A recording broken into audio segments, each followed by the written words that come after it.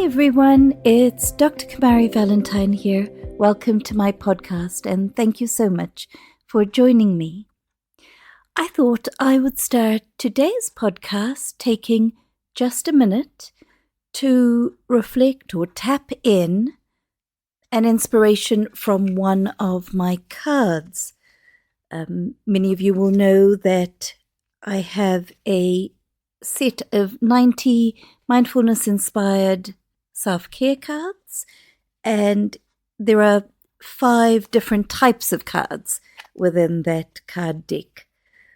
So, pulling out one of the bright pink cards, this is an affirmation, and the one I've pulled out today, which actually relates well to the topic we'll be talking about, invisible mental load.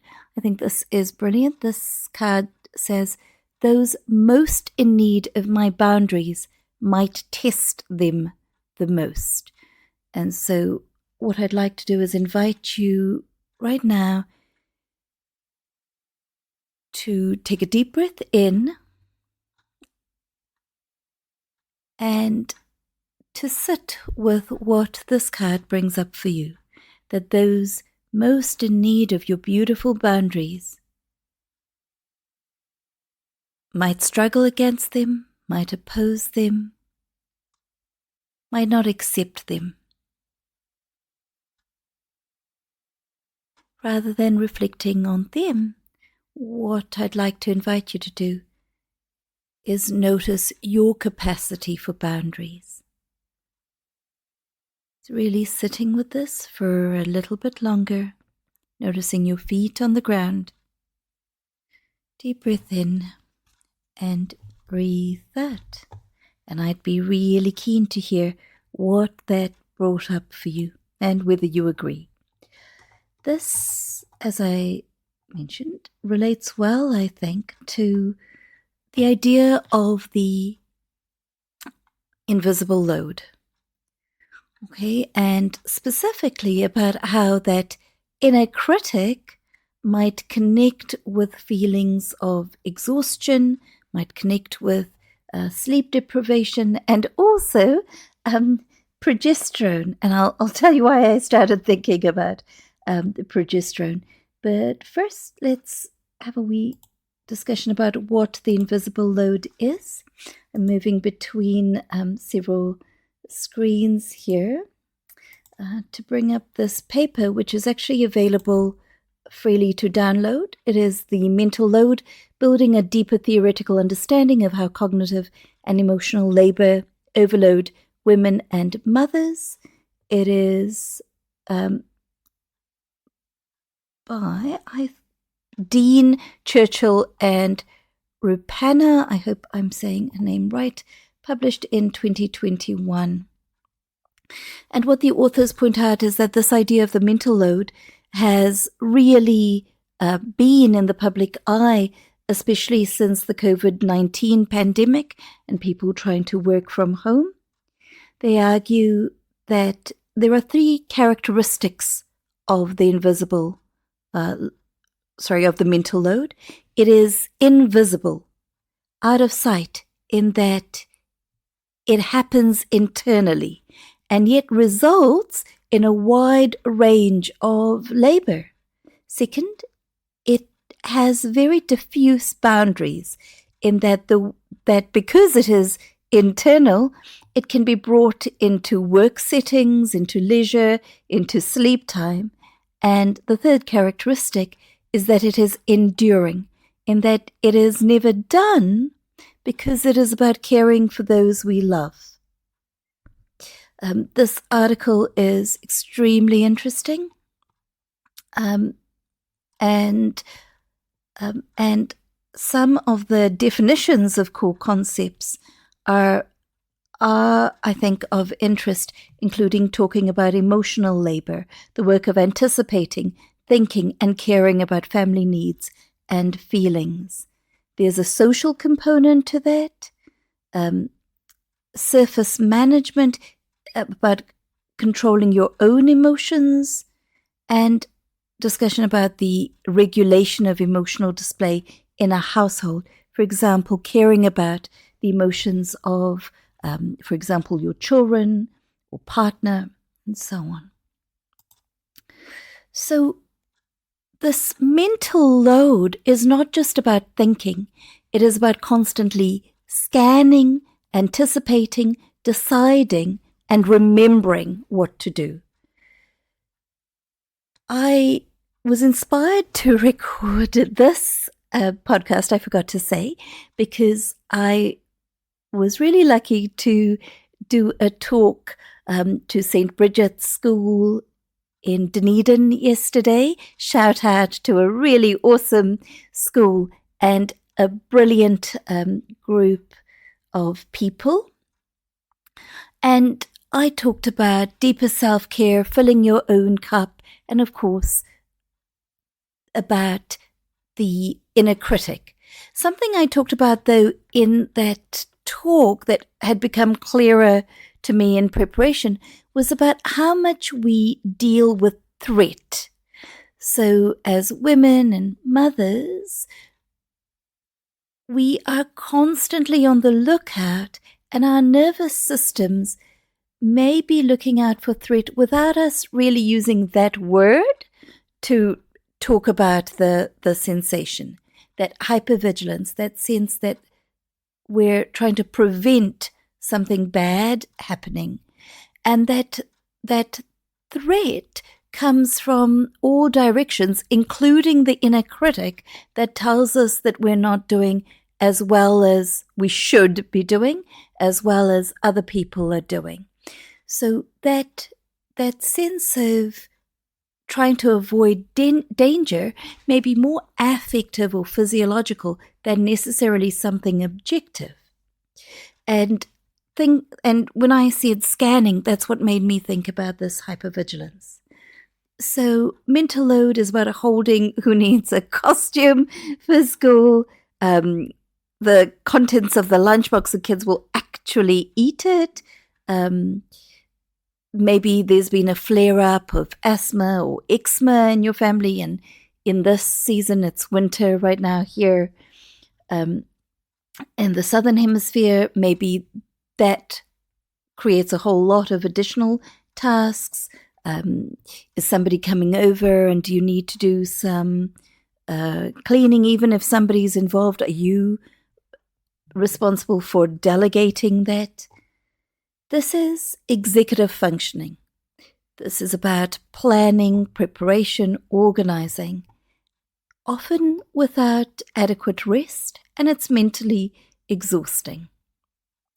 On that note about rest, depending on what is happening in your life, you may be struggling with chronic interrupted sleep or insomnia.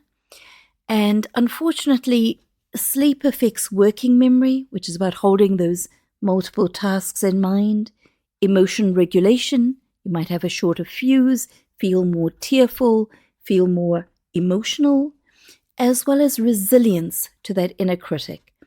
And lack of sleep makes that critic louder. The shame that might be layered in heavier, and the compassion, which is the antidote to that critic, harder to access. When you're tired, your brain starts running old, default programs, usually fear-based ones. When I was reading up about planning and mental load, I had a wee thought, a side note, about progesterone and how that actually affects certain types of memory. So progesterone is a calming anti-anxiety hormone, broadly speaking, which soothes the nervous system. Our levels of progesterone drop in the premenstrual phase, postpartum, and during perimenopause. And that drop can make women feel anxious, overstimulated, tearful, and like they can't cope, like we can't cope or are failing. And this is where the inner critic can pounce And when I used to work on an acute inpatient ward, I used to call this the double whammy in groups that I ran. So you might be struggling anyway because you're tired. Then the critic pounces and says, you should be able to handle this. You should be doing better. Because the critic says that, that activates the vulnerable child.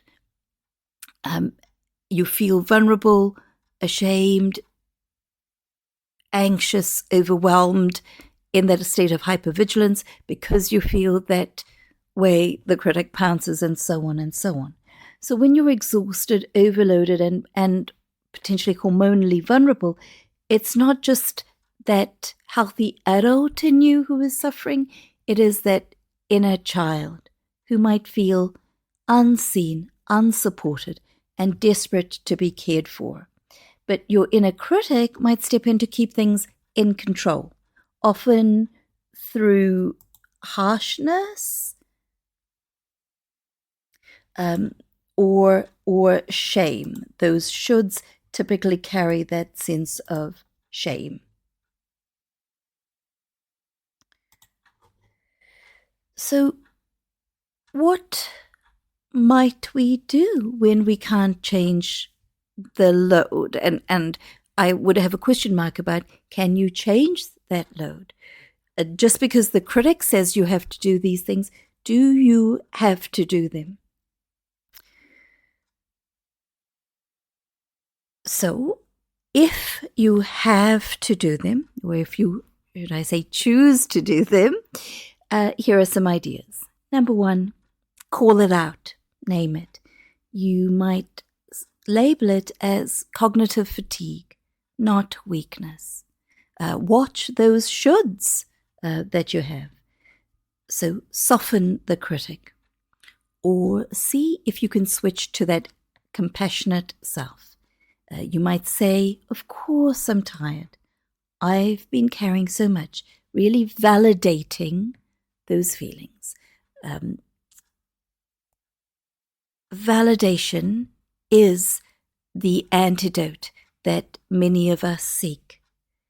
3, create a ritual cue. When feeling overstimulated, you might try putting your hand on your heart, tapping that flat part of your chest, for example, on your sternum.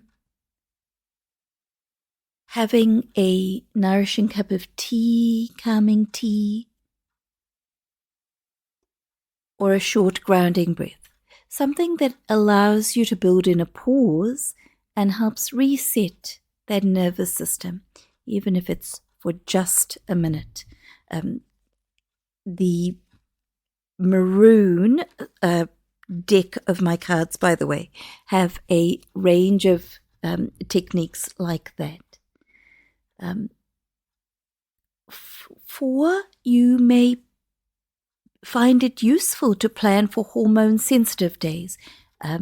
If you have some degree of predictability around that, and build in more margin around times of ovulation and premenstrually when it is possible, or at least give yourself a heads up.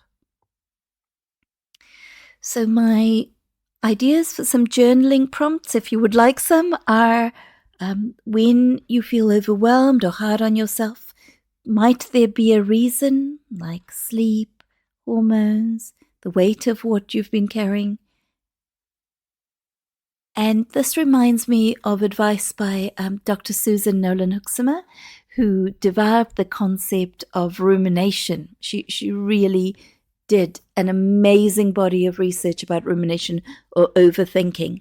And she said, when we're in this overthinking space, it's really easy to go to complex explanations or fear-based anticipatory things like, because this is happening, this is going to go really badly, this means X, Y, Z about me. And her advice was to look for very simple explanations like, I am tired, or I haven't had enough sleep, as your first port of call. Another journaling prompt, what does your tired brain need to hear instead of just try harder or I should be able to do this.